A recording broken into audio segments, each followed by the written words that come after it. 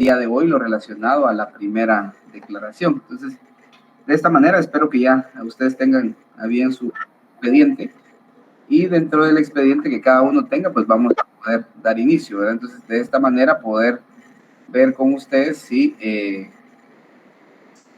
cuentan con el expediente, pregunto.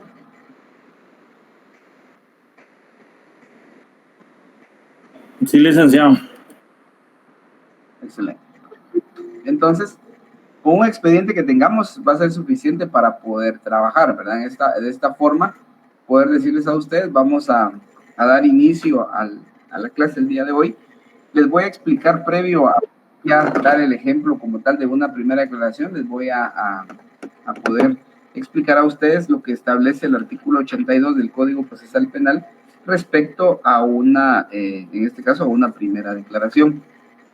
Ustedes saben muy bien que los actos introductorios, pues ya los habíamos visto el día anterior, cuáles son los actos introductorios al proceso penal, que vimos en su momento la denuncia, la querella, en su momento la aprehensión, en este caso también en este caso la prevención policial, ¿verdad? Que en su momento va a existir dentro de un proceso penal. Y para el efecto ustedes también pues tienen que saber que ya al momento que una persona ha sido detenida, ya sea por un delito flagrante, o bien por una orden emanada por el juez competente. De esa manera, se tiene un plazo establecido para poder, en este caso, ponerlo a disposición del órgano jurisdiccional competente. Les pregunto a ustedes, ¿cuál es el plazo para poner a disposición del órgano jurisdiccional competente?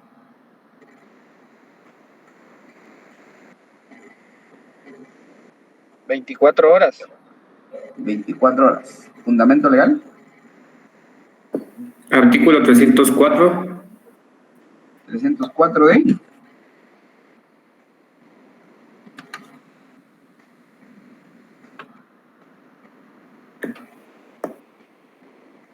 Artículo 51 del Ministerio Público, licenciado. Ajá. ¿Le pudiera lectura?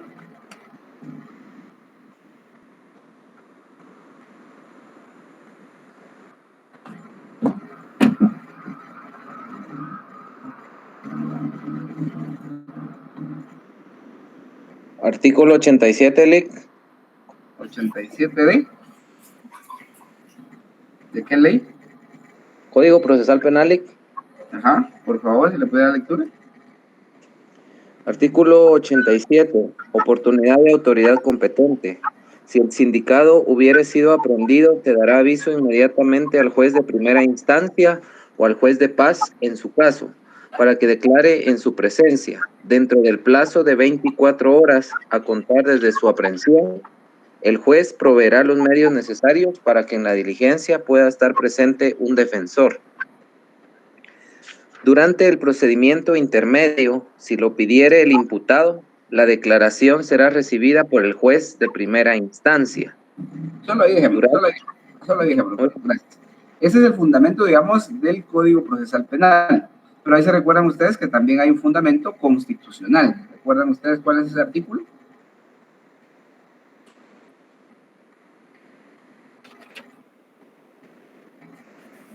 Es el artículo 9, licenciado, de la Constitución. Por favor. ¿Le pudiera lectura?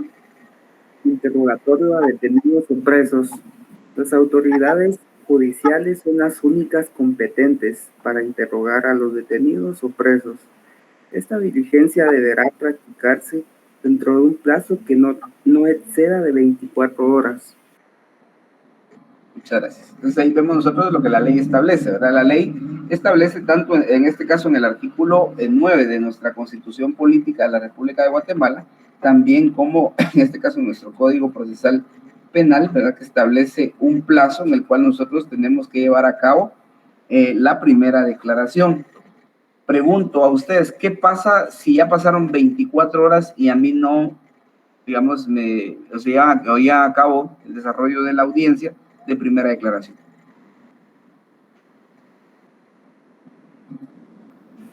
Licenciado, como la libertad es un bien jurídico tutelado inherente a la persona, pues sería tal vez una exhibición personal. Por favor, Gustavo. Sí, lo mismo, licenciado, se exige una exhibición personal para poder presentar el caso o poder ser liberado. Bueno, muchas gracias. Ustedes ya en la práctica se han dado cuenta o han visto las noticias muchas veces que hay personas que su primera declaración pasan 8 días, 15 días, a veces hasta un mes para poder escuchar su primera declaración. En la práctica, digamos, ya según la ley, nosotros pues vamos a saber que se puede, digamos, pedir su exhibición personal. De esta manera garantizar pues los derechos de las personas. Sin embargo, pues ya en la práctica les comento, ¿verdad? Y algunos de ustedes que trabajan en el organismo judicial o en el Ministerio Público se pueden dar cuenta que muchas veces solamente los órganos jurisdiccionales le hacen saber el motivo de su detención y con eso pues amplían el plazo para poder escuchar su primera declaración. Esto ya es en la práctica. En la ley no vamos a encontrar nosotros, digamos, como que la ley nos permita o nos autorice, digamos, la ampliación del plazo para poder escuchar una primera declaración. Nosotros nos basamos a lo que establece nuestra Constitución Política de la República de Guatemala y nuestro Código Procesal Penal, pues ahí podemos ver nosotros lo que la ley establece. Sin embargo, yo les estoy indicando, ¿verdad?, lo que en la práctica sucede, y eso es en algunos órganos jurisdiccionales donde no existe objetividad. Uno. Dos, que a veces sí se da, por ejemplo, ¿verdad?, que a mí me detengan el día de hoy, y eso se da a veces los fines de semana, a veces en el Ministerio Público se da esa situación, que por ejemplo detienen a alguien el día viernes a las 20 horas, por ejemplo, y si es un expediente que ha estado en investigación y que mi detención se dio por medio de una orden de aprehensión, entonces a veces se pide el tiempo también necesario, incluso uno como fiscal, si en este caso pide el tiempo necesario para poder tener a bien el expediente a la vista. O, en todo caso, si es el abogado defensor, también pide el tiempo necesario para poder, en este caso, ¿verdad?, ver, analizar la investigación que se hubiera dado en su momento, una investigación criminal que pudiera existir, a efecto de poder tener argumentos también para poder entrar a conocer el expediente.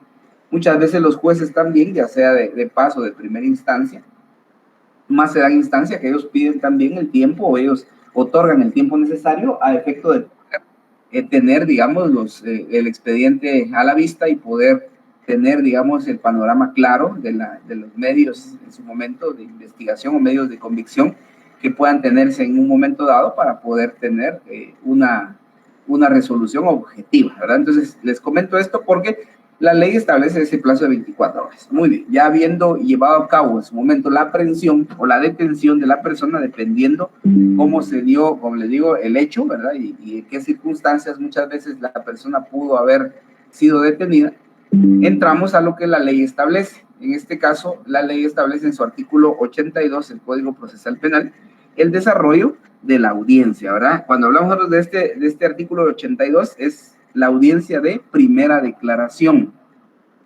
Y acá establece que la audiencia se desarrollará de conformidad con lo siguiente. Entonces, les voy a explicar a cada uno de ustedes hasta el numeral, digamos, en este caso, al 6, ¿verdad? Y al 7, ya de último lo voy a dejar, porque en este caso tenemos entonces en la primera parte, cómo se desarrolla una audiencia, y lo vamos a hacer práctico conforme el caso que ustedes tengan, ¿verdad? El que me dé el primer caso de ejemplo, vamos a poder desarrollar una primera declaración conforme a ese expediente. Ahorita se los voy a explicar. Cuando uno entra en este caso a la sala de audiencias, el juez lo primero que va a hacer es la verificación de las partes. Eso no está aquí en el artículo 82, pero sí el juez verificará la presencia de las partes, ¿verdad? En este caso, verifica la presencia del sindicado, en su momento, del abogado defensor, también la presencia del Ministerio Público, a efecto de ver si están las partes, ¿verdad? En su momento existe una defensa técnica, si está el Ministerio Público debidamente acreditado. En su momento también, si existiera alguna víctima o agraviado, podría estar en la primera declaración, dependiendo de los hechos. Y a veces también puede haber un querellante, dependiendo las circunstancias, dependiendo qué se haya dado, también, ¿verdad? El juez hace ver la presencia de las partes. Lo más importante, digamos, ustedes ya recuerdan que vieron en Procesal Penal 1 en su momento los sujetos que intervienen dentro de un proceso penal.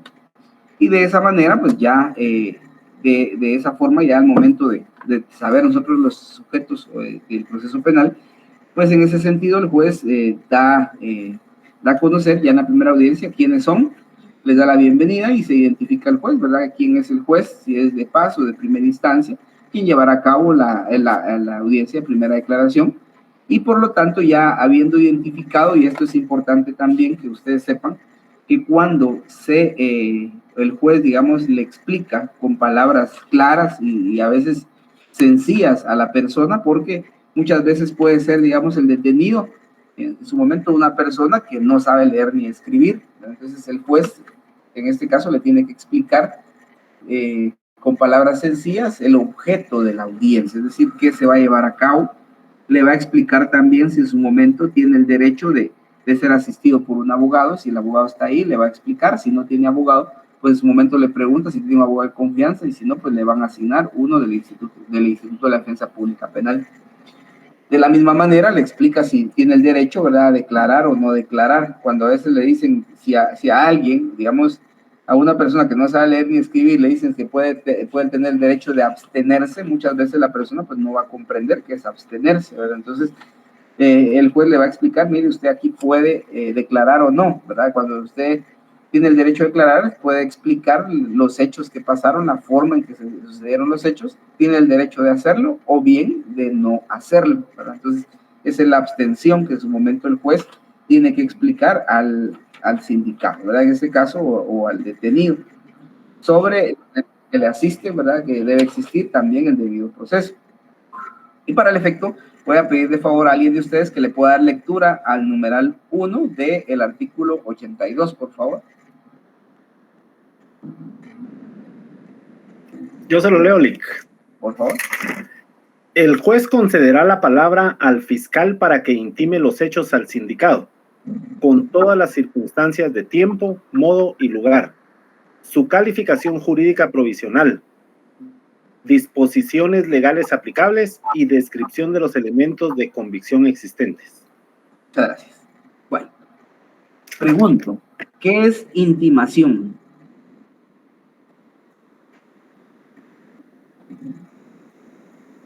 Es la parte en la que el Ministerio Público asocia los hechos con el sindicado. ¿Alguien más?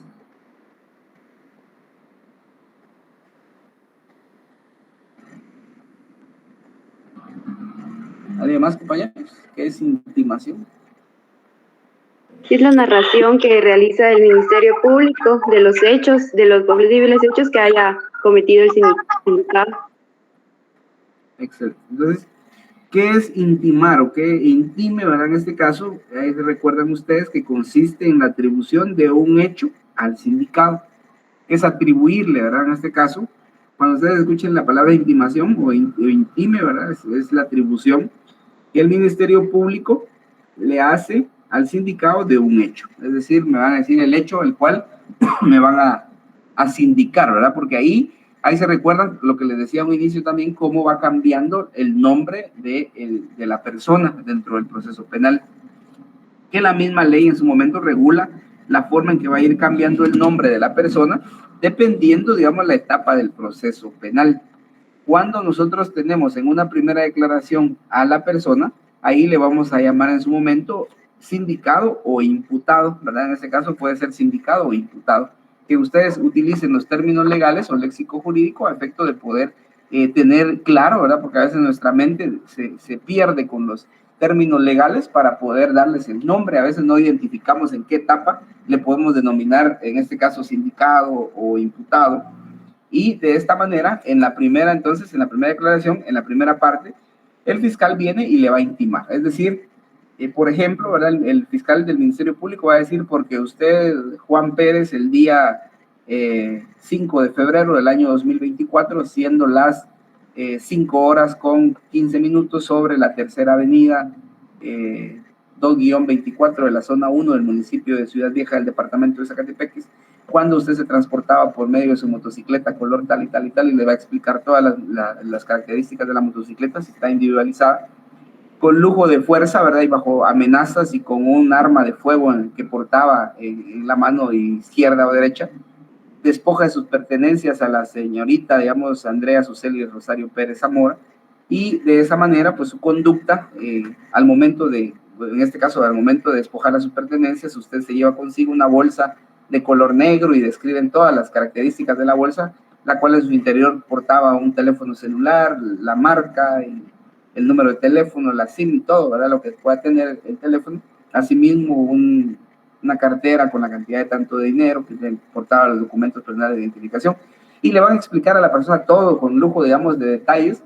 Eso es en su momento la intimación, ¿verdad? Entonces, acá lo que la ley establece es, le concede primero la palabra al fiscal para que intime los hechos al sindicado. Es decir, le va a establecer todas las circunstancias de tiempo, modo y lugar, su calificación jurídica provisional. ¿Por qué provisional? Porque el Ministerio Público en ese momento va a pedir una calificación jurídica provisional, que en su momento puede ser que con esa calificación jurídica el juez ligue a proceso y emita el autoprocesamiento, o bien en su momento el juez vaya a cambiar esa calificación jurídica provisional.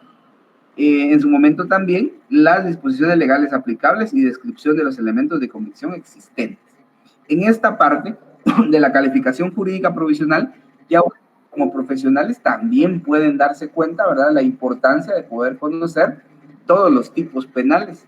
De esta manera, cuáles son los bienes jurídicos tutelados, ver si no hay otra figura delictiva o otro delito que pueda encuadrarse, porque recordarán ustedes que al momento de subsumir la conducta de la persona dentro de un tipo penal, es lo que nosotros tenemos que tener ya el conocimiento, es decir, el conocimiento sustantivo, ya ustedes lo manejan en su mente, ¿verdad? Si a mí me detuvieron porque yo estaba, digamos, o llevaba droga, dependiendo la cantidad de droga, puede ser posesión para el consumo, puede ser en su momento comercio, tráfico, ¿verdad? Va a depender. Si a mí me detuvieron con un arma de fuego, ustedes van a saber si en su momento es portación ilegal o la persona en su momento sí portaba licencia de portación y estaba haciendo disparos al aire o tenía licencia vencida, cuestiones de esa naturaleza. Ya ustedes en su mente rápido van a captar cuando existe un hecho. Si van a decir, mire, a mí me detuvieron porque yo tenía un teléfono celular, digamos, que me lo vendieron, ¿verdad? Pero se lo habían quitado a alguien, se lo arrebataron a alguien. Ya van a ver ustedes que puede ser, en este caso, ¿verdad?, adquisición de equipo terminal móvil de dudosa procedencia, o puede ser hurto, puede ser robo de equipo terminal móvil. Ya ustedes cambian el concepto. Si lo que me encontraron a mí no fue un teléfono celular, ni digamos, ningún aparato electrónico, sino lo que me encontraron a mí, que yo llevaba, digamos, era, ¿qué les digo yo? Un jarro de oro, ¿verdad?, que era de alguien de ustedes. Entonces ya cambia el asunto, ya no nos vamos a ley de equipos terminales móviles, sino nos vamos al código penal, ¿verdad?, por un hurto o por un robo, dependiendo de las circunstancias. Entonces, aquí, aparte de la calificación jurídica provisional, las disposiciones legales aplicables y descripción de los elementos de convicción existentes. Si ustedes se dan cuenta, en la primera declaración son elementos de convicción, ¿verdad? Es decir, ahí algunos le llaman indicios, ¿verdad? No estamos hablando acá de pruebas, ¿verdad? Aquí todos los indicios que puedan haber, todos los elementos de convicción existentes que el Ministerio Público pueda tener ya bien dentro de una investigación preliminar o una investigación realizada previo a una, como les digo, ahí cambia si fue por flagrancia o bien fue por orden de aprehensión. Entonces, son elementos de convicción. ¿Para qué sirven esos elementos de convicción? Pregunto, ¿para qué sirven los elementos de convicción? Por favor, señor Maco. Antes de responder su pregunta, quisiera hacerle una consulta. En el caso que usted ponía que habían aprendido a esta persona por robar un teléfono celular, pero a la hora que lo aprenden o lo requisan, ¿tiene otro bien diferente a ese? El MP de forma automática podría solicitar el cambio de delito y la imputación, pero si no hay parte pidiente, automáticamente quedaría libre la persona. Sí, de hecho, miren, pues el asunto acá dentro de los procesos legales, y eso es lo que nosotros ya como profesionales tenemos que saber, es que muchas veces dicen, miren, a la persona ya lo dejaron libre, ¿verdad? Sin embargo, van a saber ustedes que dentro del proceso va a depender si existe una persona que en su momento fue, digamos, la agraviada, ¿verdad? Una persona agraviada, porque en su momento muchas personas no quieren, o sea, decir, mire, a mí me robaron tal cosa, pero yo no tengo tiempo, no voy, y entonces el Ministerio Público se queda, digamos, sin la facultad de poder pedir algo si no hay alguien que diga ese teléfono es mío o esa cosa es mía, ¿verdad? Y a mí me pertenece, tengo documentación, tengo esto, tengo lo demás, para poder, digamos, acreditar realmente la propiedad del bien. Entonces, Eso es lo que pasa. Muchas veces, entonces, ¿qué hace el Ministerio Público? Hace su intimación. Sin embargo, la defensa muchas veces de la persona que está siendo sindicada hace su argumentación también y va a ver los elementos, en este caso, de convicción que pueda tener, y si ve que no hay o no reviste las características de ilicitud, ¿verdad? Entonces va a pedir la falta de mérito. Y a veces el juez otorga, si no hay, digamos, claridad, no hay una persona afectada. Y eso les comento a ustedes, en algunos lugares se da, digamos, en que las personas van a hurtar sembradíos, entiéndase, o cosechas, ¿verdad? Café, verduras, algún otro, aguacate, todo lo que pueda haber en el tema, digamos, de cultivos. A veces la gente las encuentran con las cosas, pero ¿de quién es? ¿Verdad? No podemos decir, mire, es de don Juan Pérez, ¿verdad? Si don Juan Pérez no aparece, ¿verdad? Entonces, realmente esa parte es lo importante que ustedes tienen que ver dentro del proceso, y esto va para cada uno de ustedes. Por eso es que el Ministerio Público muchas veces, para tener sus elementos de convicción, necesita la declaración del agraviado o agraviada, necesita algún documento para poder acreditar, digamos, la propiedad del mueble, porque al final es un bien mueble, y a veces no lo tienen. Entonces, cuando no lo tienen es cuando la defensa en su momento también argumenta para poder pedir, ¿verdad? Porque vamos a ver esta parte y ya después de eso vamos a ver ya las demás, donde le da participación en su momento al sindicado y al abogado defensor. No sé si estamos claros ahí, Lick. Sí, gracias. Por favor, Karen. Licenciado, usted estaba haciendo la pregunta sobre para qué sirven los medios de convicción. Yo pienso que es una parte fundamental en la primera audiencia, ya que eso da validez para que el juez o la jueza decide si procede, si el imputado en este momento va a ser procesado, ¿verdad? Si se va a seguir con un proceso, y que si los medios de convicción, por ejemplo, en este caso todavía no son pruebas, ¿verdad? Pero si pasan a ser pruebas, o si realmente son una fortaleza por parte de la fiscalía que está acusando, en este caso sería el Ministerio Público, ¿verdad? Exacto, está sindicando, ¿verdad? En este caso está intimando. Lo importante acá es lo siguiente: dentro de un hecho, ¿verdad? Un hecho criminal, un hecho que ustedes se van a dar cuenta, y eso es importante cuando ustedes ya vean las noticias, o si ustedes van a presenciar un hecho, ¿verdad? En su momento, del vecino o en la calle donde ustedes pasan, tienen que ser más precavidos en el momento de poder evaluar, digamos, con la vista cómo se desarrolla una diligencia, para poder ver qué es lo que se van a llevar del lugar, ¿verdad? Porque no todo lo que está al contorno, digamos, de una persona es evidencia, ¿verdad? Sino el Ministerio Público ya sabe hacia qué elementos va. Por ejemplo, si fueran delitos de carácter o de explotación sexual en niños, adolescentes o mujeres, en su momento ya lo que van a ir a buscar ahí son aparatos electrónicos, fotografías, videos, memorias, toda esta parte, ¿verdad? Pero en su momento, si es un tipo, digamos, de violación, ya no se van a llevar un teléfono celular, no se van a llevar una computadora a efecto de que la hayan grabado, por ejemplo, ¿verdad? Entonces, son elementos importantes que nosotros vamos a ir viendo y vamos a ir conociendo durante la práctica, ¿verdad? Y ustedes actualmente, pues ya ven, porque lastimosamente nuestro país, ¿verdad? Ya nuestro entorno social es muy, muy violento, ¿verdad? En muchas cuestiones de violencia, en muchas cuestiones de hechos delictivos, ¿verdad? Puede ser estafas, hurtos, robos, apropiaciones indebidas, de toda esta situación. A veces también vemos algún tipo de homicidio, ¿verdad? Ya le quitan la vida a las personas en diferentes circunstancias y factores, ¿verdad? Esto es importante porque uno cuando uno ya entra al ámbito, digamos, profesional dentro de la investigación criminal o dentro de la profesionalización de una rama del derecho como es penal, ya ustedes tienen que analizar bien todos los elementos, todos los factores. Se analiza el perfil tanto del sindicado, ¿verdad? El perfil criminológico de una persona, o también el perfil de la propia víctima, ¿verdad? Porque a veces cuando pasan ciertos hechos hay un antecedente. ¿Por qué? O por qué situación se dio. Cuestión que a veces se puede dar también en los hurtos y los robos, ¿verdad? Porque ustedes o ya conocen, pues, en su momento cómo se planifica un hecho delictivo, ¿verdad? Se tienen los medios para poder utilizar, se tienen en este caso las armas, y se utilizan armas, y todo es un proceso, ¿verdad? Entonces, quedamos de esa manera. Los elementos de convicción entonces van a ser para, valga la redundancia, convencer al juez de la necesidad de parte del Ministerio Público, ¿verdad? La necesidad de ligar a proceso penal a la persona están intimando los hechos, ¿verdad? Al que fue individualizado.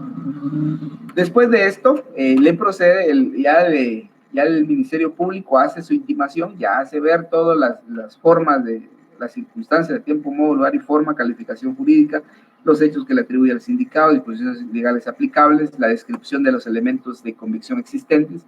¿Cuáles son esos elementos de convicción? Va a depender del hecho, ¿verdad? Si, por ejemplo, ¿qué les digo yo? Es un hecho de tránsito. Entonces, en hecho de tránsito van a poder llevar ahí fotografías de cómo quedó, digamos, los vehículos, si fue con vehículos, en su momento si hay cámaras de seguridad en algún lado que captaron el momento. Si la persona está lesionada, en su momento van a llevar también informe del médico forense, ¿verdad? Esto para poder determinar el tipo de lesión, si son culposas, en este caso, ¿verdad? También se identifican la incapacidad para el trabajo. Todos estos elementos son los que el Ministerio Público tiene a bien, a veces declaraciones testimoniales de los agentes captores, a veces de los informes de los bomberos voluntarios. Es una serie de elementos que van a servir para poder en su momento, ¿verdad?, argumentarle al juez de la necesidad de ligar a proceso penal a una persona. Esto es importante que ustedes lo manejen, dependiendo, como le digo, dependiendo de los hechos. Después de ya que el Ministerio Público ha dejado de hablar, ya intimó los hechos, ya hizo ver todos los elementos que cuenta hasta el momento, se le concede la palabra al sindicado si acepta declarar o no. El juez le dará un tiempo para que lo haga libremente. Ahí es donde el juez también le vuelve a explicar muchas veces a la persona sindicada, ¿verdad?, que puede declarar o no. ¿Recuerdan ustedes el artículo 17 de la Constitución? Si alguien le puede dar la lectura, por favor, al artículo 17 de la Constitución. Recuerdo que es el 17. Yo, licenciada. Ese artículo 17. Dale, Karen. Va, está bien. Artículo 17. No hay delito ni pena sin ley anterior. No son punibles las acciones u omisiones que no estén calificadas como delito o falta y penadas por ley anterior a su perpetración. No hay prisión por deuda. Bueno, entonces, él es el 16, perdón, el 17 le dieron. Por el 16, si alguien me pudiera leer, disculpe. Con gusto, licenciado. Artículo 16. Declaración contra sí y parientes. En proceso penal, ninguna persona puede ser obligada a declarar contra sí misma, contra su cónyuge o persona unida de hecho legalmente, ni contra sus parientes dentro de los grados de ley. Muchas gracias. Entonces, ahí conforme a este artículo 16 de la Constitución y el inciso 2 o el numeral 2 del artículo 82, establecemos acá que si el sindicado acepta declarar, el juez le dará un tiempo para que lo haga libremente, ¿verdad?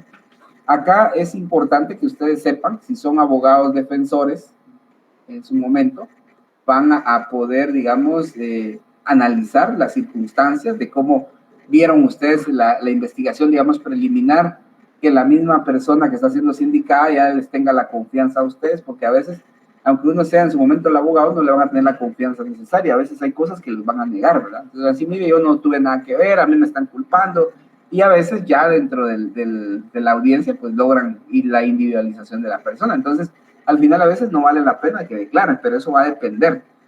Cuando ustedes no tienen o no están, digamos, enterados de un hecho, de un caso como tal, y a veces lo que tengo es que le digo al sindicado, miren, mejor no declare, pues, ¿verdad? Porque no podemos confundir alguna cuestión, porque el Ministerio Público en su momento le pueden pedir al juez, ¿verdad?, para el interrogatorio. Y si hay un interrogatorio, muchas veces las personas a veces hay que prepararlas, porque yo les digo, es como que yo les preguntara a ustedes en un interrogatorio, ¿verdad? Algunos de ustedes pues va a ser muy hábil para poder responder de la forma, digamos, como a favor, pero a veces también uno responde a cosas que le pueden perjudicar a uno al momento que el juez tome una decisión. Entonces, el tema de declarar o no, algunos estudiantes dicen, miren, ¿qué aconseja? ¿Declaro o no declaro? Va a depender mucho de las circunstancias del hecho y la intimación que el Ministerio Público haya realizado. Entonces, si acepta declarar, la persona le dan el tiempo. Después de declarar, el numeral tercero, después de declarar, el sindicado puede ser sometido a interrogatorio legal del fiscal y del defensor. Entonces, eso es lo que yo les indicaba. Es importante que a veces ustedes preparen ya a las personas y si son del Ministerio Público, que ustedes también tengan la habilidad de poder llevar a cabo el interrogatorio a lo que la persona haya declarado, ¿verdad? En su momento, yo les he dicho a las personas, hay personas que dicen, mire, sí voy a declarar, y si me preguntan, ¿qué hago? Entonces yo les digo, mire, pueden declarar, y cuando ustedes le pregunten, ustedes pueden decir, señor juez, me abstengo de responder. Tienen la libertad, porque ahí se recuerdan que es un derecho.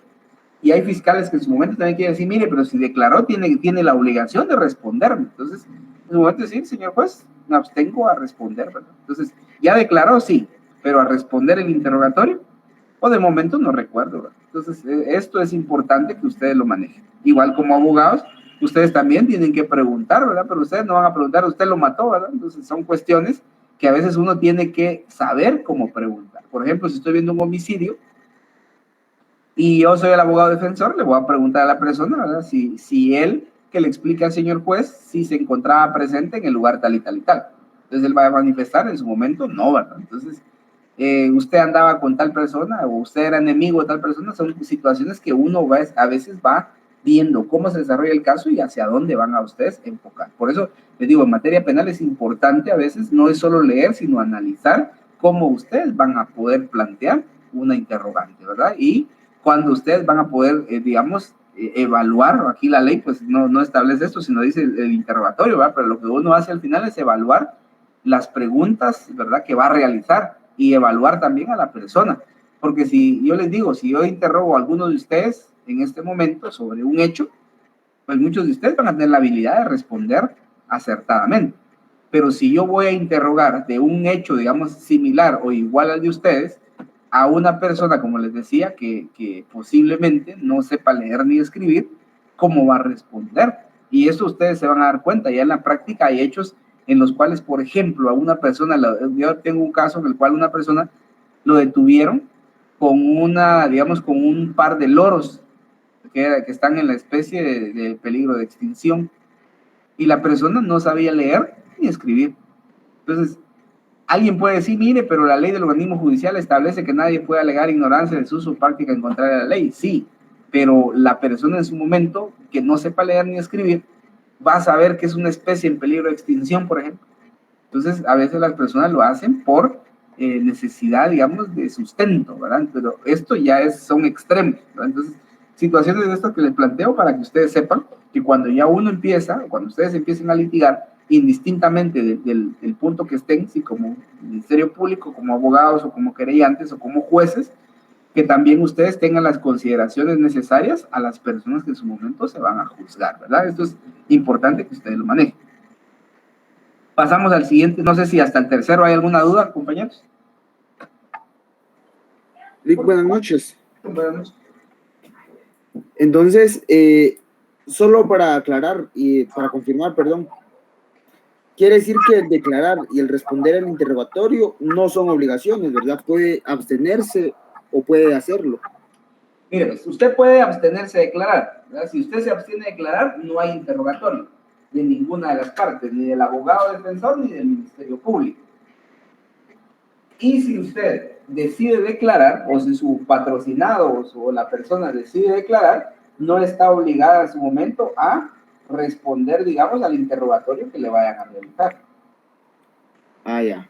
Muchas gracias, licenciado. Así es. ¿Alguien más, compañero? Licenciado, buenas noches. Buenas noches. Dentro de este proceso de delito, ¿podría haber alguna violación por no haberse dado una correcta intimación de cargos? ¿Cómo así, perdón? O sea, dentro de la intimación, ¿puede haber alguna violación o una incorrecta intimación de cargos hacia la persona? Dependiendo cómo lo plantee el Ministerio Público, ¿verdad? Porque cuando violación como tal, no, sino habilidad en su momento del abogado defensor que va a asistir a la persona en su defensa técnica para poder plantearle al juez todas las circunstancias, digamos, de una intimación que no reviste las características de ilícito, ¿verdad? Les pongo un ejemplo. En una oportunidad, justamente en etapa de Navidad, detienen a 2 señores en un área, digamos, del municipio de San Miguel Dueñas, donde las personas se habían metido a extraer el musgo que venden para los nacimientos. y los detuvieron, ¿verdad? Por cada uno con 2 sacos de ese musgo. Y la argumentación, la intimación del Ministerio Público era que estaba en área protegida y que era una especie en peligro de extinción, y sacaron unas leyes ahí donde está protegida esa especie. Sin embargo, dentro de la intimación hacen ver que se meten a un área protegida. Se les pregunta, en su momento declararon ellos, y dicen, mire, si nosotros nos metimos a un terreno, porque ellos no van a decir es una finca, es un área protegida, lo que yo les digo, saber de un área protegida. Si yo les pregunto a ustedes cuáles son las áreas protegidas en Guatemala y qué especies y todo, les aseguro que muchos no sabemos, pues, o sea, a veces nosotros nos vamos conforme un caso a la ley, ¿verdad? Vamos a verificar si la especie, dependiendo de una persona que sea experta en especies, ya de la flora en su momento, para ver si efectivamente es una especie protegida. Entonces, cuando se les hace el interrogatorio y todo, se le hace ver al juez, ¿verdad? Primero la cantidad, cuánto ellos iban a ganar. Ellos declararon, ellos sí dijeron, vamos a declarar que ellos el saco lo iban a vender creo que a 30 quetzales o a 20 quetzales, ¿verdad? Para el sustento de su familia, y que con eso sobrevivían, y que ya venía la Navidad. Y al final, pues uno le explica al juez, y en dónde se basa uno en su momento es ver si realmente el área estaba delimitada, tenía algún rótulo, tenía cerco. Y ellos decían, no, está en un barranco ahí, cualquiera entra, ¿verdad? Entonces, son situaciones que se dan para poder, digamos, ver. Violación como tal, no, sino es, ahí sí que en la forma en que va a plantear cada una de las partes, tanto el Ministerio Público como el abogado defensor, y respecto a eso, pues resolver en la primera declaración, porque ya vamos a llegar cómo se resuelve la primera declaración. ¿Estamos bien? Muy amable, licenciado, entendido, gracias. Para hacerlo. Pasamos al siguiente, al número 4. El juez concederá la palabra al fiscal y al defensor para que demuestren y argumenten sobre la posibilidad de ligarlo a proceso, debiendo resolver en forma inmediata. Bueno, si la persona dice, me abstengo a declarar, pues al final no hay interrogatorio. Nos pasamos de una vez, obviamos, en varias audiencias se va a obviar el numeral 2 y el numeral 3. Pasamos directamente al numeral 4. Eso va a depender si declara o no. Si no declara, o declara, ¿verdad?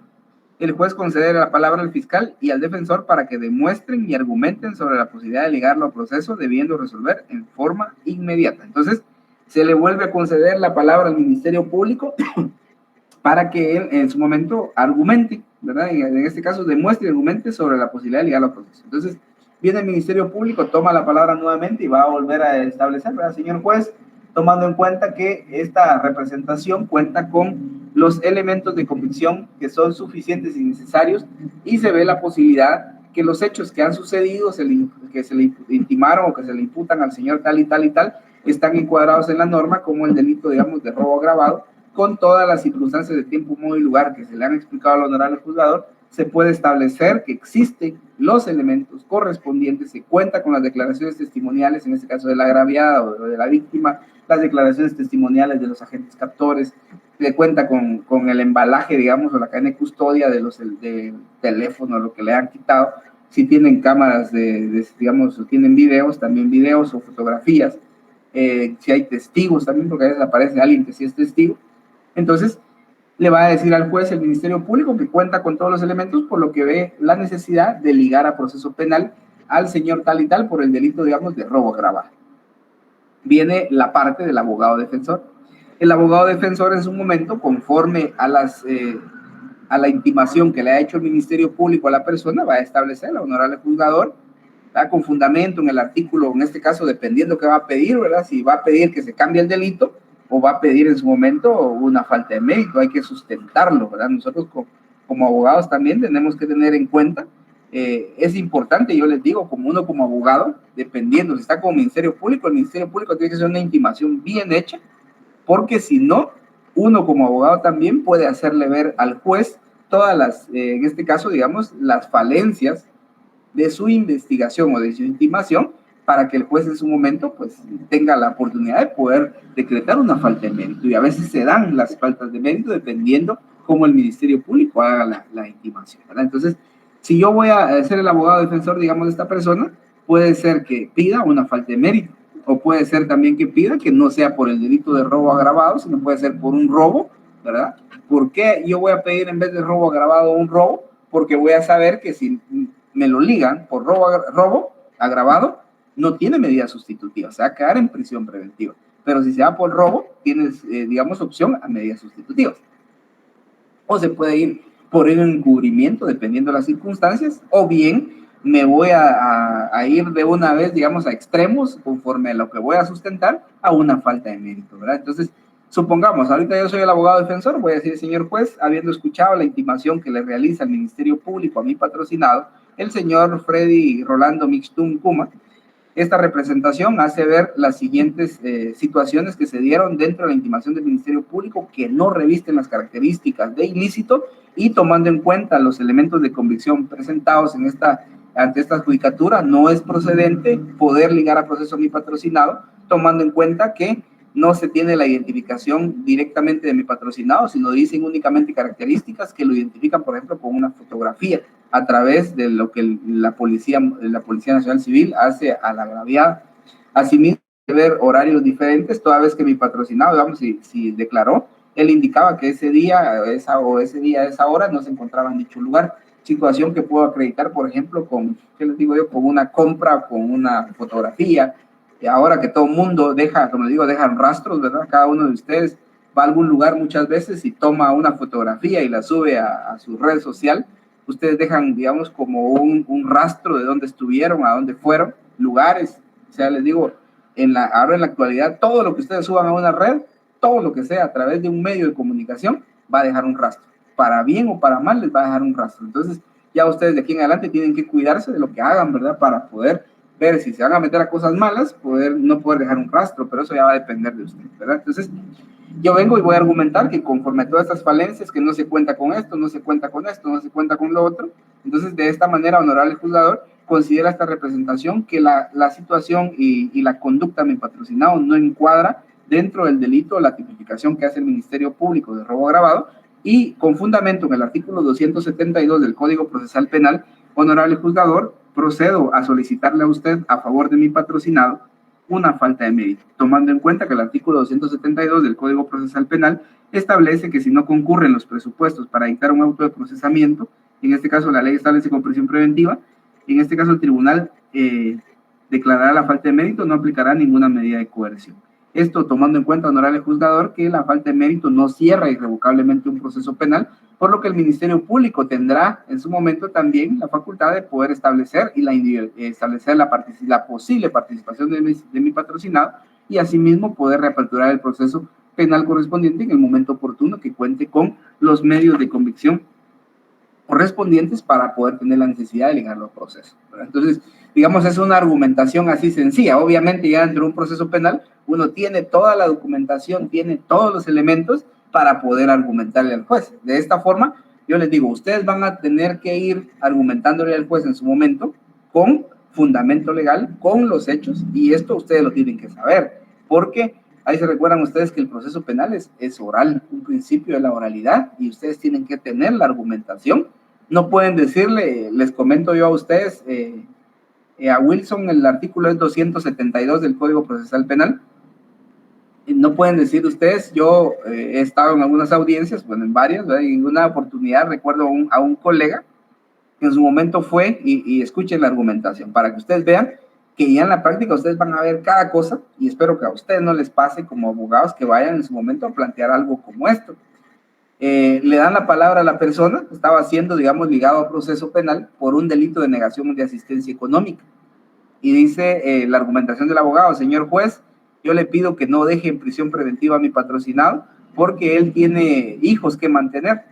Entonces, eso fue la argumentación. O sea, al final, no le dijo nada al juez, ¿verdad? Entonces yo digo, creo que el sindicato se hubiera podido defender solo, ¿verdad? Hubiera dicho que tal vez no tenía los medios necesarios, no tenía alguna cuestión, pero esa fue la argumentación del abogado, ¿verdad? Entonces, al final uno va viendo cómo va a argumentar. El conocimiento ustedes lo tienen que tener en la memoria. Les digo a ustedes la estructura del Código Procesal Penal, que es un poquito enredado, pero uno tiene que saber en cada etapa del proceso hacia dónde va.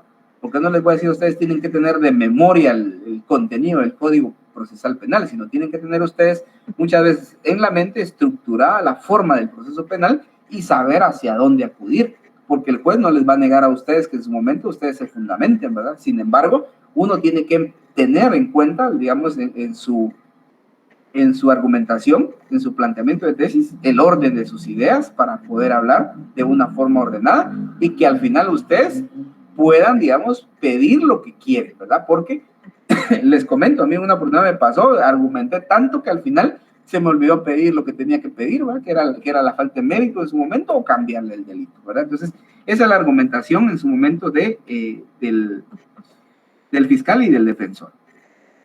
Habiendo hecho la argumentación cada una de las dos partes, nos vamos al numeral 5. El numeral 5 establece: el juez concederá nuevamente la palabra al fiscal y al defensor para que demuestren y argumenten sobre la necesidad de medidas de coerción. Entonces, previo a pasar al número 5, aquí la ley establece que debiendo resolver en forma inmediata. El juez allí, por favor, en ese numeral 4, le pueden anotar en alguna parte, cuando establece ahí debiendo resolver en forma inmediata, el juez resuelve con un auto, ¿verdad? Un auto de procesamiento si es que lo va a ligar a proceso penal. Y el juez también, al momento de ligar a proceso penal a una persona, le puede cambiar, en este caso, la calificación jurídica que el Ministerio Público o el abogado han solicitado.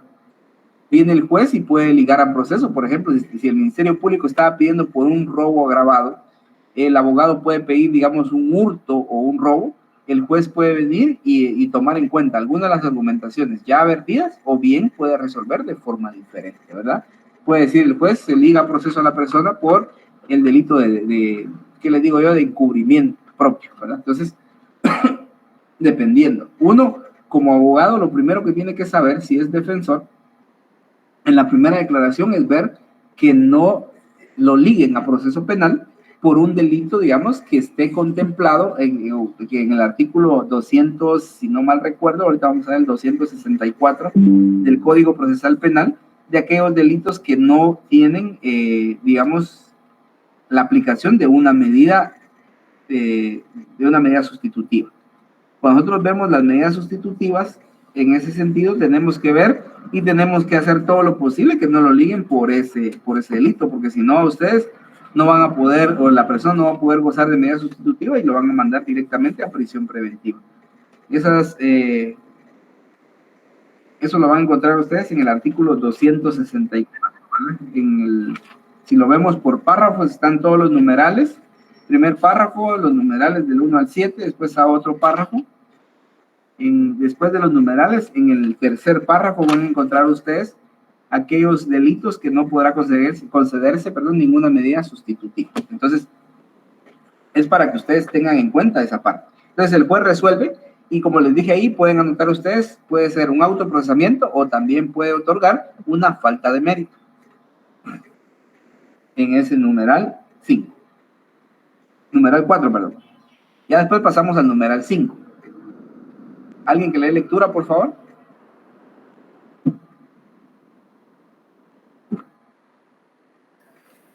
Voy a leerlo yo, Lick.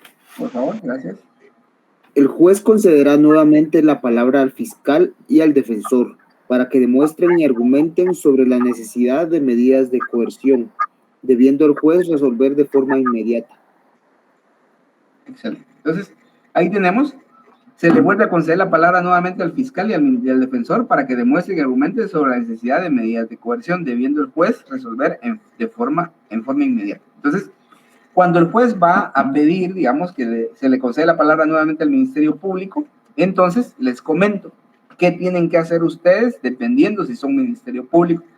Si ustedes son Ministerio Público, ya van a saber qué delitos en su momento no les aplica una medida sustitutiva. ¿Qué son las medidas sustitutivas? Muchos de ustedes han escuchado que dicen, mire, le dejaron fianza. ¿Verdad? ¿Quiénes han escuchado que le dicen que le dejaron fianza?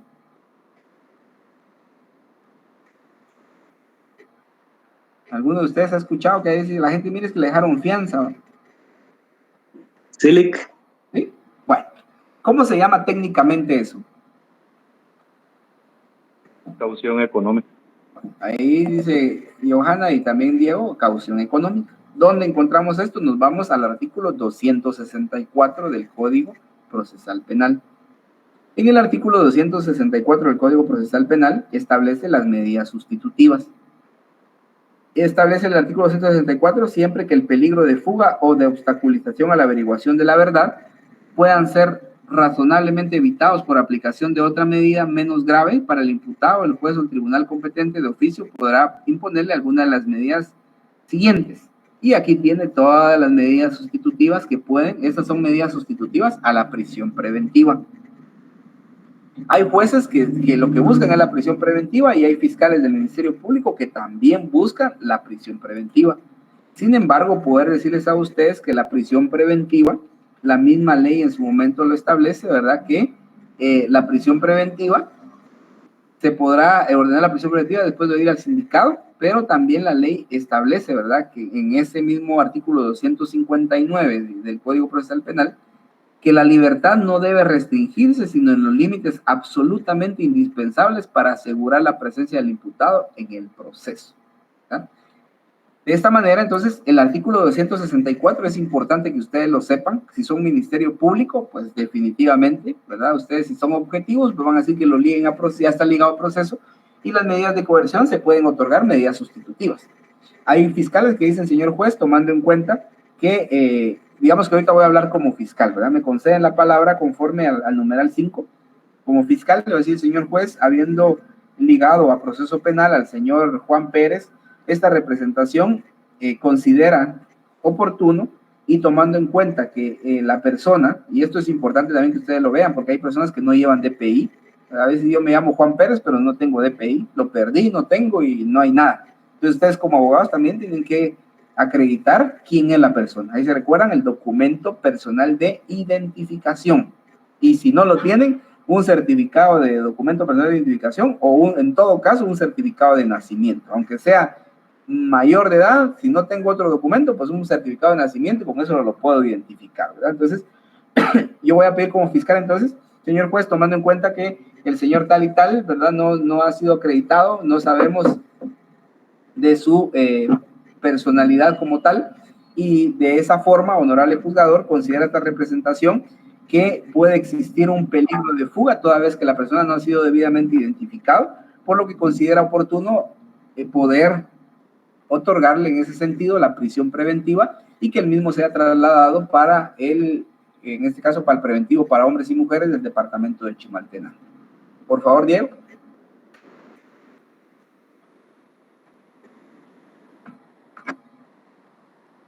Sí, Diego. Disculpe, Lick, se me activó la...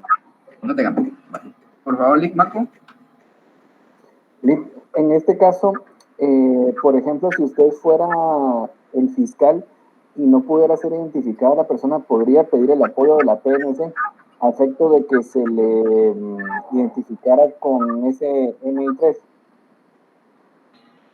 Sí podría pedirlo, pero ya en documento, digamos, como el Ministerio Público no lo va a hacer. El Ministerio Público no lo va a hacer porque ellos saben que entre más gente tengan como estadística, lo van a dejar ahí. O sea, si no identificó, no identificó, ¿verdad? Entonces, poder identificarlos y a través del procedimiento de las huellas, ¿verdad? Poder identificar a la persona. Sin embargo, el juez muchas veces va a pedir el documento personal de identificación. En la práctica es así, ¿verdad? Nick, otra pregunta. En un supuesto que ese caso lo declararan con falta de mérito, pero al momento de revisar, por alguna razón, lograran ver que esta persona tuviera una orden de aprehensión en otro juzgado, de forma, de oficio lo trasladan de acá para Izabal, por ejemplo. Sí, de hecho les comento, han habido casos en los cuales la persona le aparece no una, sino a veces 3 órdenes de aprehensión, por ejemplo. Entonces, lo que hacen muchas veces ya en la práctica es ver la más antigua, lo trasladan para allá, dependiendo la forma, digamos, o la resolución de su situación jurídica, y a veces lo trasladan para otro juzgado y después para otro, ¿verdad? Entonces ahí a veces lo dejan ligado a 2, 3 juzgados diferentes, por hechos diferentes. Gracias. Para servir. Entonces, bueno, el fiscal, lo que algunos, como le digo, va a pedir prisión preventiva. Y yo les digo esto porque me pasó en una oportunidad en un juzgado por un hecho de tránsito. Imagínense, lesiones culposas. Les comento esto porque se da en la práctica y a veces uno, como estudiante, tiene que saber realmente a dónde va a ir. Entonces, fui a un juzgado y la persona ya había estado digamos, el hecho fue hace un mes, por ejemplo, pero señalaron audiencia de primera declaración porque la persona presentó el acta de arresto domiciliario. Cuando fue el hecho no estaba tomado, tenía su licencia vigente, llegó el notario, hizo el acta de arresto domiciliario, dejó la persona que en su momento iba a ser su fiador y nos señalaron día y hora para la primera declaración. En ese sentido, no se demostró el arraigo y el juez y el Ministerio Público pidió la prisión preventiva y el juez otorgó la prisión preventiva en un delito de lesiones culposas, imagínense. Y si nos vamos a lo que la ley establece, a la ley muerta, que es el artículo 264 del Código Procesal Penal, y si vemos en el tercer párrafo, después de numerales, establece ahí, ¿verdad?, que en este caso, ¿cuáles son los que no se les puede otorgar medidas sustitutivas? Si alguien me hace favor de darle lectura. Después de los numerales, el tercer párrafo, por favor. Artículo 264. Si gusta, se lo leo a mí. Por favor. No podrá concederse ninguna de las medidas sustitutivas enumeradas anteriormente en procesos instruidos contra reincidentes o delincuentes habituales o por delitos de homicidio doloso, asesinato, parricidio, violación agravada, violación calificada, violación de menor de 12 años de edad, plagio o secuestro en todas sus formas, sabotaje, robo agravado, al reincidente de los delitos de portación ilegal de arma de fuego de uso civil y o deportiva, tenencia o portación de arma de fuego con número de registro alterado, borrado o no legible, marcada por la DGCAM. También quedan excluidos de medidas sustitutivas los delitos comprendidos en el capítulo 7 del decreto 4892 del Congreso de la República, ley contra la narcoactividad. Bueno, entonces, vemos ahí se recuerdan, por favor, que cuando ustedes están en primera declaración, esos son los delitos a los cuales no se le aplica medida sustitutiva. Entonces, en ese sentido, y aparte de eso, como les digo, el fiscal y el juez en su momento, dependiendo si no son objetivos, por otro delito, tal vez un delito menos grave, les pueden dejar prisión preventiva, ¿verdad? Entonces, ya el Ministerio Público puede pedir, como les digo, hay gente que sí es objetiva, hay fiscales que son objetivos, que piden pues que es aplicable. Una vez la persona logra acreditar su arraigo, entonces se le aplican las medidas sustitutivas establecidas en el artículo 264 del Código Procesal Penal. Es decir, deja abierta en su momento, digamos, la ley para que el juez pueda emitir su resolución, ¿verdad? Entonces, en este caso, solo estoy viendo una pregunta que me hacen ahí, Cristian, que también aplica la reincidencia en el delito de homicidio culposo en accidente de tránsito. Pero ya la reincidencia es otro tema, ¿verdad? Que lo vamos a ver. Entonces, acá voy a terminar, después voy a responder a otra pregunta que tiene ahí el licenciado Juan Francisco sobre el tema de reforma al delito, ¿verdad? Eso ya va a depender. Vamos a terminar primera declaración y de ahí, si nos da tiempo, porque ya solo faltan 3 minutos. Entonces, si el fiscal pide prisión preventiva, entonces ahora entramos al tema de abogado defensor. Ustedes como abogados defensores, que muchos de ustedes van a ser abogados defensores, tienen que ver en este caso, dos situaciones bien importantes, ¿verdad? Que ustedes van a tomar en cuenta al momento de argumentar como abogados defensores. Si el Ministerio Público ya les pidió prisión preventiva, ahora si les pidió medida sustitutiva, pues se las dejan suave, ¿verdad? Se las dejan fácil para que ustedes puedan argumentar. Hay 2 peligros procesales. ¿Ustedes saben cuáles son los 2 peligros procesales? Uno es el de fuga y el de obstaculización de la verdad. Excelente. Entonces, hay 2 peligros procesales, que es el peligro de fuga y el peligro de obstaculización a la averiguación de la verdad, regulados en el artículo 262 y 263 del Código Procesal Penal. Como abogado defensor, ¿ustedes cómo van a acreditar o cómo van a desvanecer esos peligros procesales? A través del arraigo. ¿Cómo van a demostrar el arraigo de una persona? Primero, identificándolo bien con su documento personal de identificación, y si no, pues como les dije, imagínense que los detienen. Bueno, ahora las cosas son en línea, ahora es más fácil obtenerlos, pero antes tenía que esperar uno que estuviera abierto, por ejemplo, un RENAP para sacar un documento de identificación. Y cuando no hay, en su momento, el documento de la persona, una fotocopia del DPI, todavía se lo aceptan. Y acreditar el arraigo. ¿Cómo acredito el arraigo de una persona? Por ejemplo, en el caso de ustedes, si no tuvieran una vivienda a su nombre, no tienen un trabajo, acredito su arraigo con su documento, su constancia de inscripción como estudiantes, un certificado de estudios, ¿verdad? De notas que ustedes tienen. Si ustedes ya se graduaron digamos, de educación media, si se graduaron de una educación, digamos, a nivel universitario, también. Si tienen una empresa, si tienen un vehículo, si se casaron, si tienen hijos, si tienen bienes inmuebles, con eso acreditamos arraigo, si son dueños de alguna empresa. Entonces, ustedes acreditan el arraigo, ¿para qué? Para que la persona, pues, desvanezca. Primero, que no se va a dar a la fuga, ¿verdad? Ustedes como estudiantes deciden, siguen estudiando ya no por un hecho, digamos, no muy grave, y ustedes pueden seguir, digamos, o sea, acredita el arraigo. Si tienen, como les digo, si tienen propiedades, si tienen empresa, uno desvanece entonces el peligro de fuga, ¿verdad? Es decir, yo no me puedo fugar porque estoy identificado. Entonces, en el caso del peligro de obstaculización, también se puede hacer ver al juez. Entonces, ¿cómo acreditan? Con un recibo de luz, con una carta, con cartas de recomendaciones, con certificados de estudios, con diplomas o títulos, con el tema de, les digo, si son propietarios de un vehículo, el certificado de propiedad del vehículo, si son propietarios de un inmueble, en este caso con la fotocopia o el testimonio de la escritura, y con varios documentos ustedes pueden acreditar el arraigo. Por eso es importante que ustedes demuestren al juez el arraigo. Por eso el juez les va a dar la palabra para que ustedes como abogados también tengan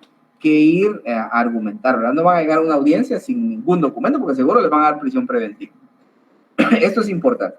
Acá me voy a quedar por factor tiempo. El próximo día, por favor, vamos a poder ver el numeral 6 para ya pasar después a la etapa intermedia. En la etapa de investigación, ¿verdad? Que vamos a ver la etapa intermedia, la etapa de investigación, para poder resolverle al licenciado, en este caso Juan Francisco, el tema de que si en esta etapa ya se denomina reforma del delito o hasta la intermedia. Ya después de esto vamos a entrar a ver, al terminar la primera declaración, ya les voy a indicar a ustedes, les voy a explicar, por ejemplo, cuándo se pide una reforma al autoprocesamiento, cuándo se puede pedir una revisión de las medidas de coerción, es decir, si ya me dejaron a mí en prisión preventiva o si ya me dejaron ligado por el delito, digamos, de homicidio, y si de repente vemos nosotros que puede ir por un homicidio culposo o un preterintencional, ver la forma de poder sacarlo de la prisión preventiva. Si está por un robo agravado, de repente está por un robo, un hurto, o le cambiamos la tipología dependiendo del análisis y la argumentación que ustedes vean. Entonces, para el próximo día, por favor, les encargo que terminen de leer bien el artículo 82, también lean lo relacionado a la revisión de medidas de coerción, a la reforma al autoprocesamiento, lean la falta de mérito, por favor, para poder ver esta parte. Así es que con esto quedamos, compañeros. Pasen buena noche. Gracias, Luis. Buenas noches. Buenas noches, licenciado. Gracias. Buenas noches. Buenas noches.